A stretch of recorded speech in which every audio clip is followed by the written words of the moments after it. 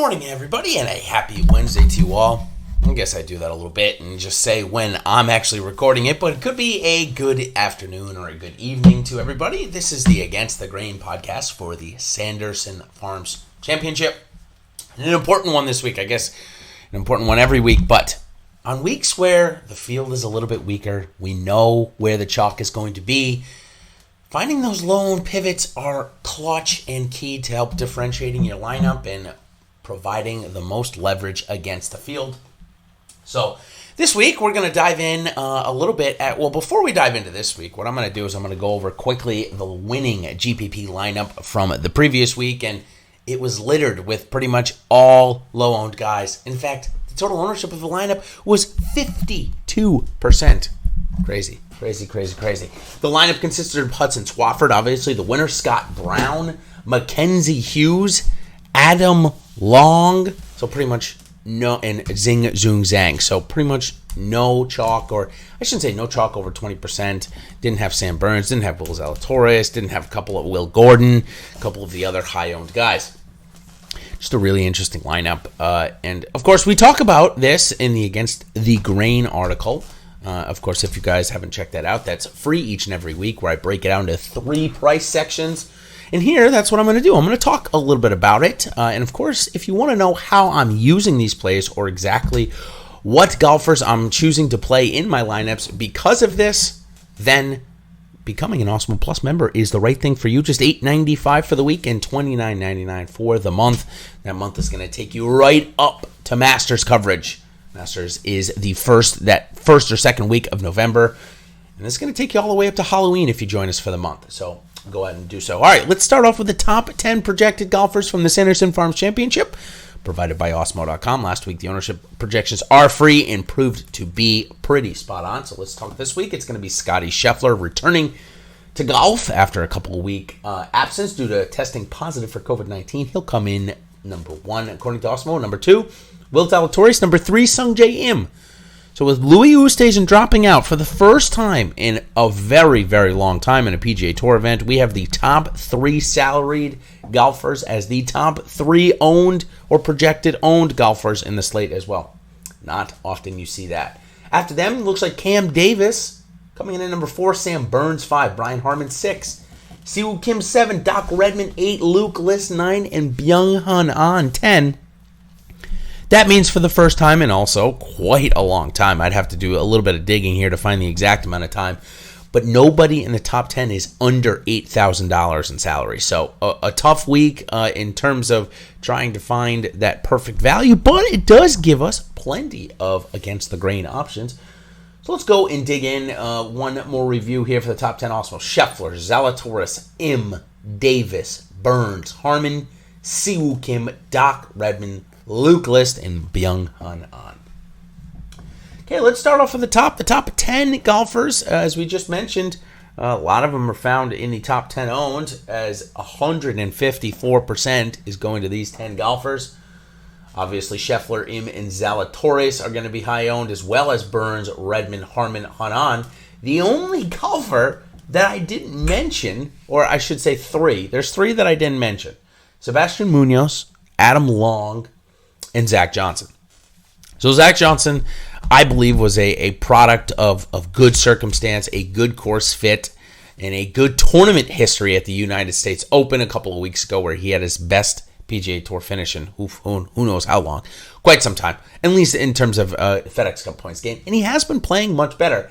So it's not that I don't like him at 6% owned, because there's no reason not to. It's just the price tag for Zach Johnson seems certainly high. Sebastian Munoz, the former champion here, has been playing much better, so surprised to see him, again, maybe a little price dictating here, but surprised to see him coming in around 10%.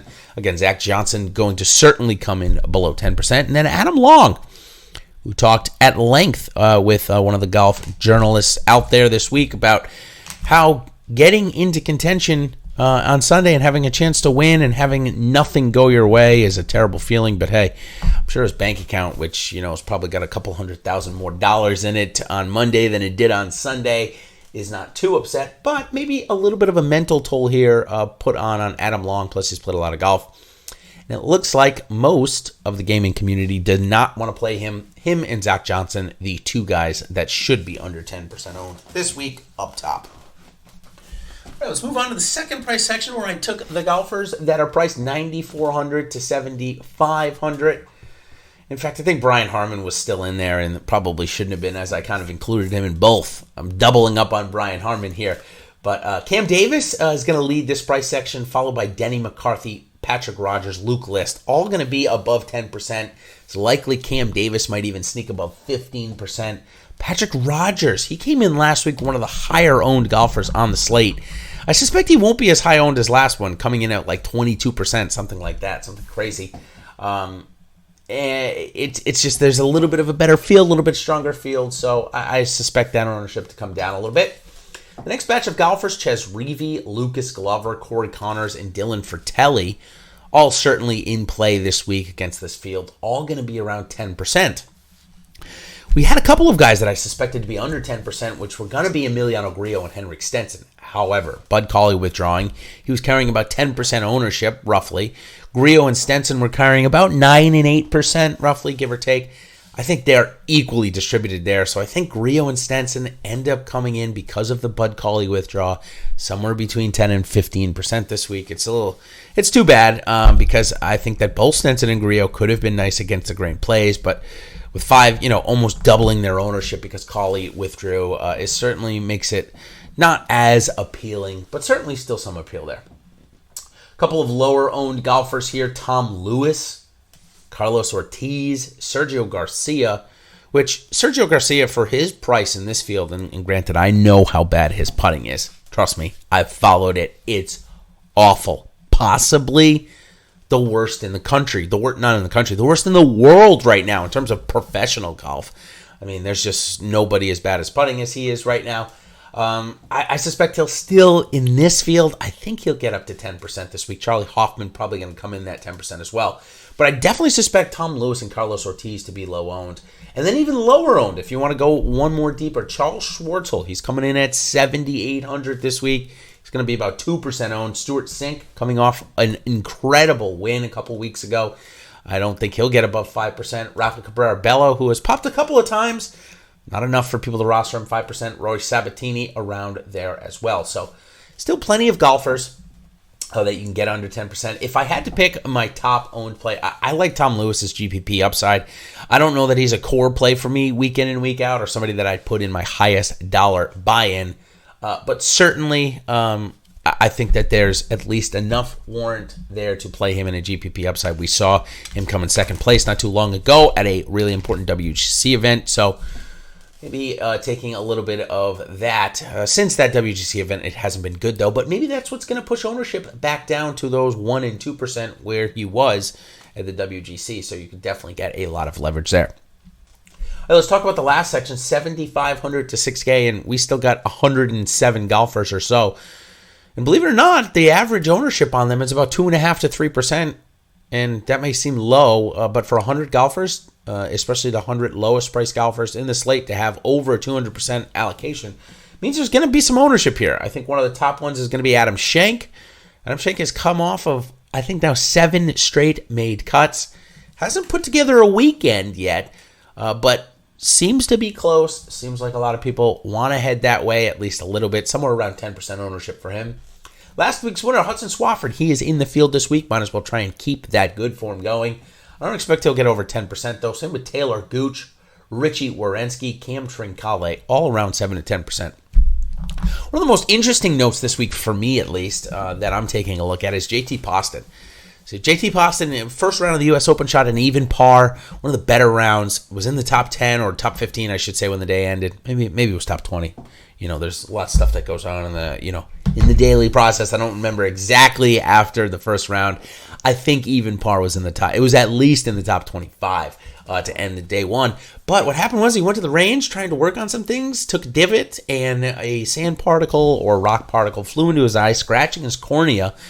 Went out the next day playing with basically one eye. Couldn't even see out of the other one and shot about 15 over. Shot about, 85 or 84. and obviously missed the cut. So here he is a couple weeks later now. And again, he seemed like he was in form there in the first round of the U.S. Open. He was hitting greens. He was putting again.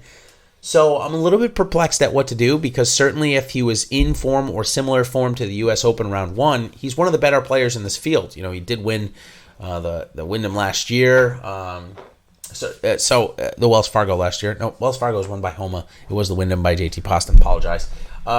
So we know he's a solid player, and at 7,400, 7,500 in this field certainly would be good. But at 7% ownership with a questionable health, this is where I'd love to have some golf journalists be able to have access to him and ask him, because I think he would be a good play at 7% ownership in this field at this golf course, where driving accuracy doesn't matter that much, especially something that he seems to struggle with a bit.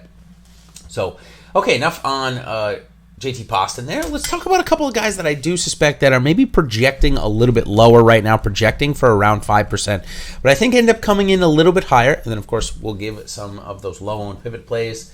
A couple of those guys, Johnny Vegas, Mateus Schwab, Kyle Stanley, and Bo Hostler. All of those guys, believe it or not, are over 10% at the Corrales Dominican Republic last week. All of them are significantly cheaper.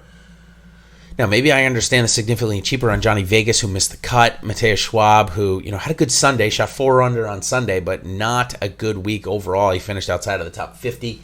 Kyle Stanley had a decent week, as did Bo Hostler, so maybe, not understanding the huge price drops, I think ownership stays up on them.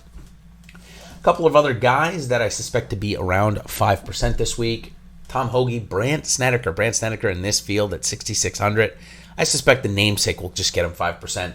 Brian Stewart, who I should have included him maybe in this first part. He had a bad weekend, but still came inside the top 40, I believe.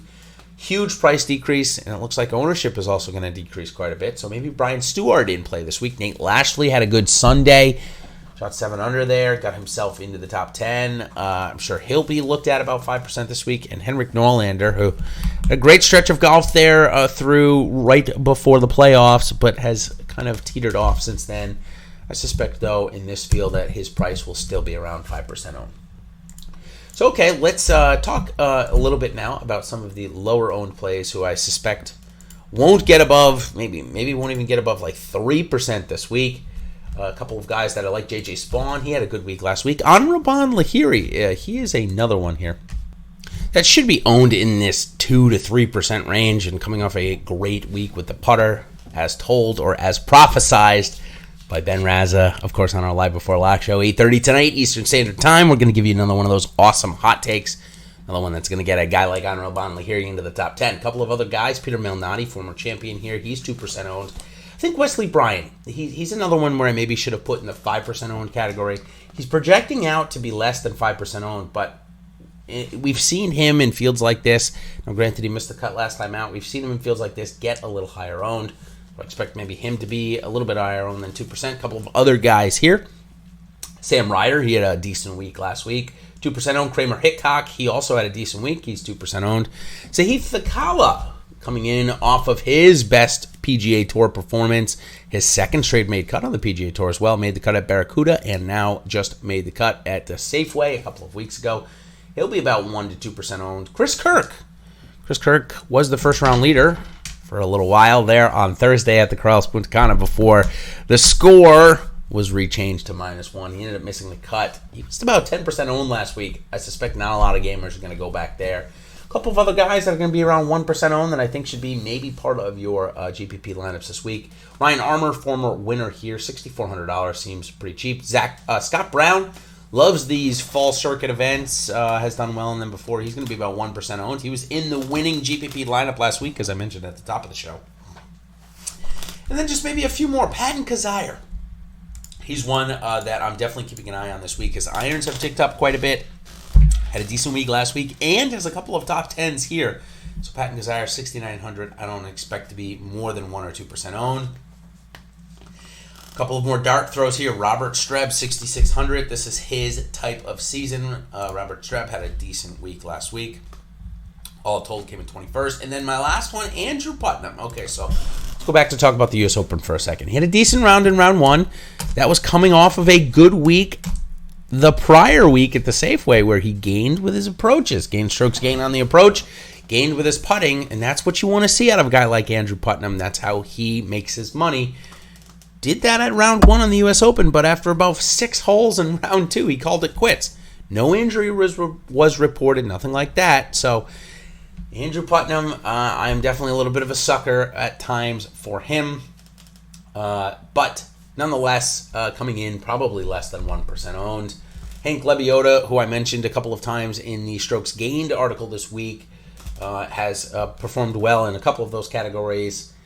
He also coming in at less than 1%. A couple of other guys, Kevin Chappell also there. DJ Trahan, a couple of top 10s. He'll be really low owned, as will Kevin Tway and Bill Haas, along with Jamie Lovemark. So a lot of guys there that will be low owned and good pivot plays. So if you do end up wanting to play Sungjae Im, Will Zalatoris, or Scotty Scheffler, or two of them in the same lineup, certainly there's going to be plenty of options for you to differentiate down below.